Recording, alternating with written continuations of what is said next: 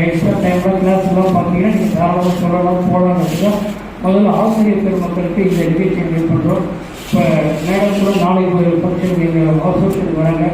நிச்சயமாக இவங்க டைரக்டர் மனிதவள இயக்குனர் அவர்கள் சொல்லி இங்கே ஜவஹர் பள்ளியில் மட்டும் இல்லை, நம்ம நெய்வேலியில் இருக்கிற அனைத்து பள்ளிகளிலுமே இதை இந்த விழிப்புணர்வை ஏற்படுத்தணும்னு அரவிந்த் கண் மருத்துவமனை மருத்துவர் மூலிமா இந்த தகவலை தெரிவித்துக்கொண்டு நம்ம போகும்போது எதுவுமே வாய்ப்பு போகிறது கிடையாது. பணம் பணம் பணம் ஒன்றுமே கிடையாது. போகும்போது அருணாக்கரை வந்து கட் பண்ணி விட்டு தூக்கி கிடச்சிட்டு இத்தனை அடிதான் முடிச்சுட்டு போயிட்டே இருக்காங்க. எதுவுமே இல்லை, ஜீரோ தான். எப்படி நம்ம ஜீரோவாக பிறந்தோமோ அதே ஜீரோவாக தான் போகிறோம். இப்போ வேணால் நம்ம ஆட்டம் பாட்டம் ஹீரோயினாக இருக்கலாம், ஒன்றுமே கிடையாது. இருக்கிற வரைக்கும் 10 பேருக்கு நல்லது செஞ்சுட்டு போவோம்.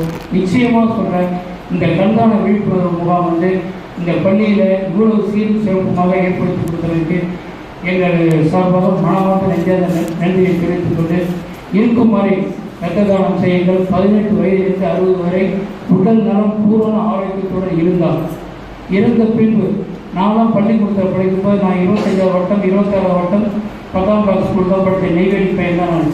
பார்த்தீங்கன்னா அப்போ என்சிசி என்எஸ்எஸ்சி என்ன ஸ்கவுட்லாம் பார்த்தீங்கன்னா கண்தானம். இப்போல்லாம் அப்படி இல்லை, தாண்டி போயிடுச்சுப்போம்.